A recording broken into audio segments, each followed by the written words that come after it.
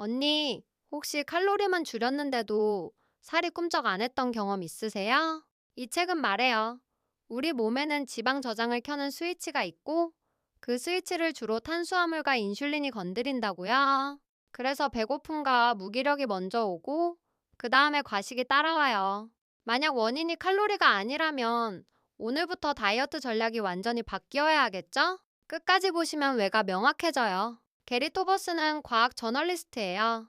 그는 먹는 칼로리와 쓰는 칼로리만 맞추면 된다는 단순 공식이 왜 현실에서 잘 안 먹히는지 파고들었죠. 비만이 늘어난 시대적 배경, 정제 탄수화물의 확산, 호르몬 반응을 종합해 질문해요.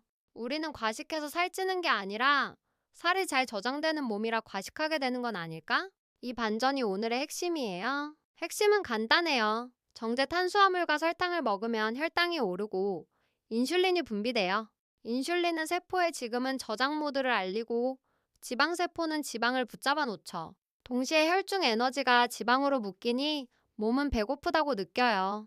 그래서 더 먹고 덜 움직이게 돼요. 원인은 저장 스위치, 결과는 식욕과 무기력. 순서가 바뀌어 있었던 거예요. 살이 찌면 흔히 나약해서라 욕하지만 책은 말해요. 지방은 그냥 보관함이 아니라 호르몬 신호에 반응하는 조직이라고. 인슐린이 높은 환경에서는 지방이 잘 빠져나오지 못해요. 그러니 몸은 연료가 부족하다고 느끼고 식욕이 커지죠. 의지를 탓하기 전에 저장이 먼저였다는 사실. 이걸 알면 죄책감 대신 전략이 생겨요. 인슐린은 혈당을 낮추는 호르몬이지만 동시에 지방 저장을 촉진해요. 인슐린이 높으면 지방 분해가 억제되고 낮아져야 지방이 연료로 쓰여요. 그래서 같은 칼로리라도 탄수화물 구성에 따라 결과가 달라질 수 있죠. 우리가 관리할 것은 칼로리만이 아니라 호르몬 환경. 다이어트는 화학이자 타이밍의 문제라는 사실. 재밌지 않아요? 설탕, 흰가루, 달달한 음료는 흡수가 빨라요. 혈당이 급히 오르고 인슐린이 급히 뒤따르죠. 이 속도가 문제예요. 속도가 빠를수록 저장 신호가 강하고 포만감은 짧아요. 반대로 단백질, 지방, 섬유소는 흡수가 느리고 인슐린 반응이 낮아 긴 포만감을 줘요. 음식은 단순한 칼로리표가 아니라 시간표이기도 하다는 점 기억해요. 지방세포가 연료를 붙잡고 있을 때 혈중 에너지는 상대적으로 부족해요. 뇌는 배고프다 신호를 보내고 몸은 움직임을 줄여 에너지를 아끼죠. 그래서 과식과 무기력은 결과이지 원인이 아니에요. 우리는 과식해서 살찌는 게 아니라 살이 잘 저장돼서 과식한다. 이 문장이 마음에 박히면 식욕을 원망하는 마음이 조금 풀려요. 저는 한때 베이글과 주스로 아침을 때웠어요. 10시만 되면 손이 떨리고 과자가 생각났죠. 달걀과 아보카도로 바꾸자 1시까지 배가 고프지 않았어요. 탄수화물 위주의 아침은 인슐린 급등 후 급락을, 단백질 지방 중심은 완만한 곡선을 만들어요. 몸의 곡선이 바뀌면 하루의 기분과 선택도 바뀌어요. 작은 교체가 큰 차이를 냈어요. 흥미롭게도 20세기 초 의사들은 비만 환자에게 빵, 감자, 설탕을 줄이세요 라고 조언했어요. 현대처럼 칼로리 계산 중심이 아니었죠. 정제 탄수화물의 보급과 함께 비만이 폭발적으로 늘었다는 기록도 나와요. 과거의 직관과 관찰, 지금의 호르몬 이해가 맞물리면 그림이 선명해져요. 해답은 늘 가까이에 있었던 거예요. 정제식품이 적던 시절, 혹은 전통식단을 유지하던 집단에서는 비만이 드물었어요. 하지만 설탕과 흰가루가 들어오면 체형이 빠르게 바뀌었죠. 환경이 유전자를 깨워요. 같은 유전자를 가진 사람도 음식 환경에 따라 전혀 다른 몸을 가지는 걸 보면 무력감보다 선택의 힘이 더 커 보여요. 바꿀 수 있다는 증거예요. 액상설탕은 씹지 않아도 돼서 흡수가 더 빨라요. 포만감을 주는 단서도 약하죠. 게다가 과당은 간에서 대사되어 지방 합성에 관여할 수 있어요. 그래서 달달한 음료는 배부르게도 못하고 저장 신호만 강하게 보낼 수 있어요. 물, 탄산수, 무가당차로 바꾸면 그 자리에서 하루가 달라져요. 작은 컵이 큰 변화를 만들어요. 당 지수나 당 부하는 유용한 지표지만 더 중요한 건 우리의 실제 먹는 상황이에요. 빈속에 단 음식, 액체 탄수화물, 흰가루는 인슐린을 빠르게 올려요. 반대로 단백질과 지방, 섬유소와 함께 먹으면 반응이 완만해져요. 숫자에 갇히기보다 언제, 무엇과 함께 먹느냐를 기억해요. 내 식탁의 조합이 내 호르몬을 정리해줘요. 기름진 음식이 두려우셨죠? 하지만 지방 자체는 인슐린 반응을 크게 올리지 않아요. 그래서 적절한 지방은 포만감에 도움을 줘요. 다만 튀김처럼 정제 탄수화물과 묶인 지방은 이야기가 달라요. 지방 이꼬르 나쁘다가 아니라 조합과 맥락을 보자는 것. 올리브유, 견과, 달걀 같은 음식이 식욕을 잠재우는 이유예요. 단백질은 소화 시간이 길고 포만 호르몬 분비를 돕는 데 유리해요. 또한 근육 유지에 필요해 일상 에너지 사용에도 이점이 있어요. 아침과 점심에 단백질을 충분히 넣으면 오후 간식 신호가 눈에 띄게 줄어요. 달걀, 생선, 콩, 닭가슴살, 네 접시의 주인공을 세워보죠. 오래가는 포만감이 저녁의 선택을 바꿔줘요. 운동은 건강에 필수지만 먹은 걸 태우기만을 기대하면 실망해요. 운동은 종종 식욕을 올리고 우리는 이를 보상으로 먹어버리죠. 그러니 핵심은 먹는 내용이에요.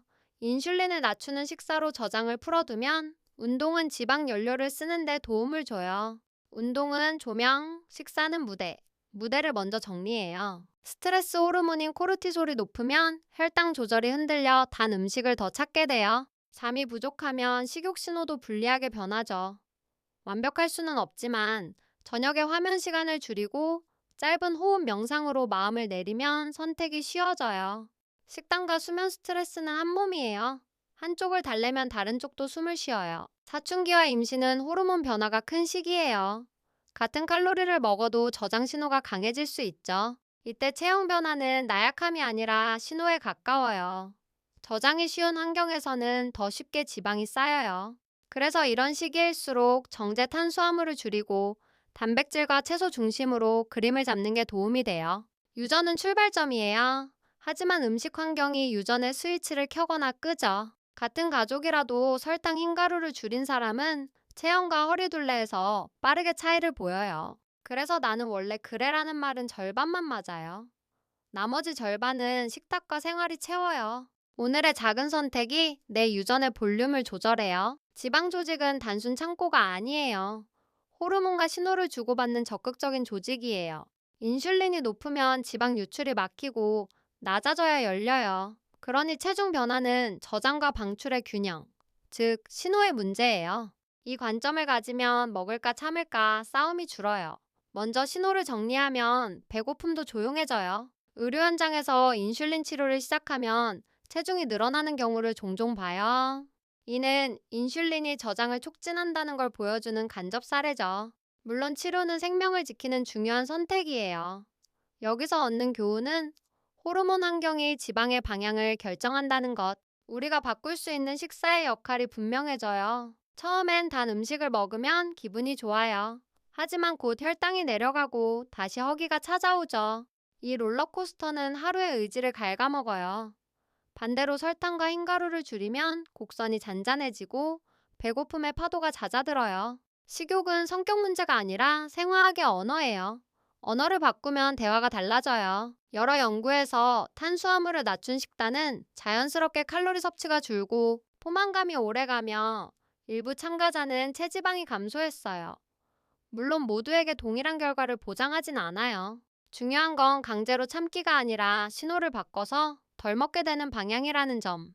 몸이 협력하면 싸움이 줄어들어요. 오늘부터 달달한 음료, 과일만 요거트, 시럽 커피를 물탄산수, 무가당차로 바꿔요. 씹지 않는 당은 인슐린을 빠르게 올리고 포만감은 약해요. 컵 하나를 바꾸면 하루의 혈당 곡선이 잔잔해지고 오후 탐식 욕구가 줄어요. 가장 쉬운 승리부터 쌓아가요.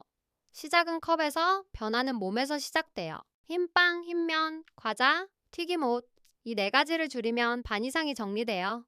대신 통채소, 단백질, 건강한 지방으로 접시를 채워요. 흰가루는 빠른 흡수와 높은 인슐린 반응의 대표예요. 일주일만 해보면 오후 졸림과 군것질이 줄어드는 걸 체감할 수 있어요. 빵 없이도 맛있다를 발견해요. 밥, 감자, 떡, 국수는 양과 타이밍을 정해요. 점심에 소량, 저녁엔 줄이거나 빼기, 그리고 단백질 섬유소와 함께 먹기. 이렇게 하면 인슐린 급등을 완화할 수 있어요. 전부 아니면 전무가 아니라 경계선을 긋는 연습이에요. 내 몸이 조용해지는 양과 타이밍을 찾는 게 목표예요. 매 끼니 단백질부터 정해요. 손바닥 한 덩이에 달걀, 생선, 두부, 닭가슴살. 앵커처럼 식사를 고정해요. 그 다음에 채소와 지방을 곁들이면 식욕이 잦아들어요. 단백질이 충분하면 저녁에 과식을 막는 안전벨트가 채워져요. 뭘 줄일까 보다 무엇을 먼저가 실천을 쉽게 만들어요. 올리브유, 아보카도, 견과, 통달걀은 포만감을 길게 만들어 식욕을 낮춰요. 지방은 인슐린을 크게 올리지 않아 저장 스위치를 자극하지 않죠. 다만 과식은 어떤 음식에서도 가능해요. 소스 속 설탕과 곁들이는 빵만 조심하면 지방은 식단의 든든한 조력자가 돼요. 오래가는 포만감이 전략이에요. 잎채소, 십자화 채소, 색색의 채소는 섬유소와 미네랄로 포만감을 도와요. 위 공간을 건강하게 채워주어 전분과 단 음식을 밀어내죠. 특히 위에 올리브유나 견과를 살짝 더하면 만족감이 커져요. 채소는 곁들임이 아니라 무대예요. 무대가 넓어지면 주연과 조연의 동선이 자연스럽게 정리돼요. 정제 탄수화물을 줄이면 초기엔 물과 전해질 변동으로 피곤함을 느낄 수 있어요. 물을 자주 마시고 짠 음식을 조금 보완하면 적응이 쉬워져요. 며칠 지나면 에너지가 안정되는 걸 체감할 수 있어요. 불안하면 강도와 속도를 낮추고 천천히 가요. 다이어트도 몸과의 대화가 필요해요. 배고픔을 10점 만점으로 기록해보세요. 7점 이상일 때만 식사하고 3점 정도에서 멈춰요. 인슐린이 잔잔해지면 이 신호가 또렷해져요. 빠르게 퍼지는 당 신호 속에서는 배고픔과 욕구가 섞여 들려요. 조용한 몸에서는 배고픔이 또렷해져 선택이 쉬워져요. 내 배고픔의 목소리를 다시 배우는 거예요. 매일 체중 대신 주일에 허리 둘레. 주간 에너지와 기분을 기록해요. 저장 스위치가 꺼지면 먼저 허리에서 변화를 느끼고 오후 졸림이 줄어요. 수치는 안내일 뿐 평가가 아니에요. 내 몸이 보내는 신호를 관찰하면 조정이 쉬워져요. 지표는 나를 혼내기 위한 게 아니라 나를 돕기 위한 지도예요. 접시를 세 구역으로 나눠요. 넓은 채소, 든든한 단백질, 선택적 전분 또는 없음, 소스는 설탕 적은 것으로, 지방은 한 숟가락. 이 공식은 외워두면 어디서든 적용돼요. 인슐린을 잔잔하게, 포만감을 길게. 복잡한 계산 대신 그림으로 먹으면 실천이 쉬워져요. 그림이 몸을 이끌어요. 흰빵 통채소 랩, 설탕 소스 허브 식초, 달달 요거트 플레인 플러스 견과, 스낵 삶은 달걀 치즈 오이.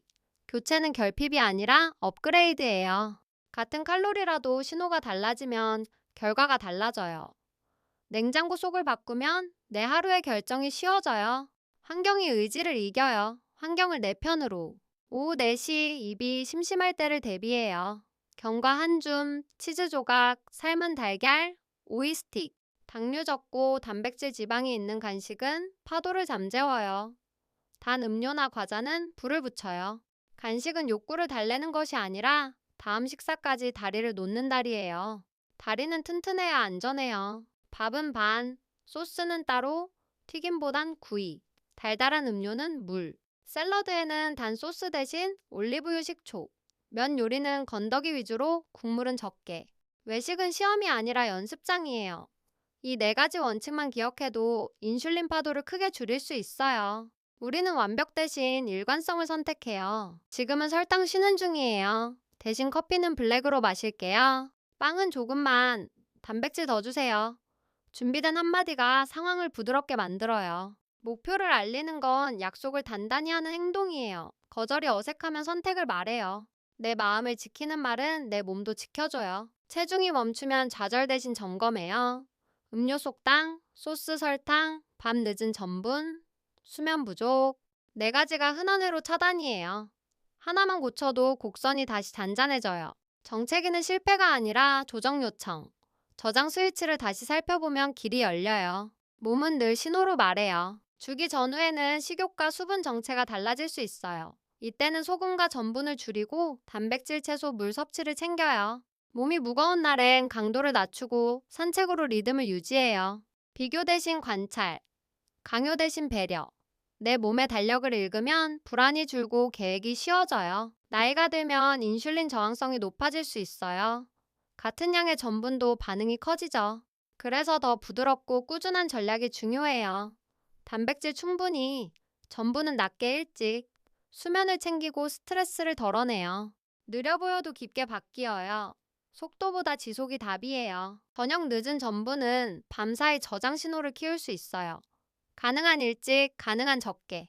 대신 따뜻한 국물, 단백질, 채소로 포만감을 채워요. 입이 심심하면 허브차. 밤은 회복의 시간이에요.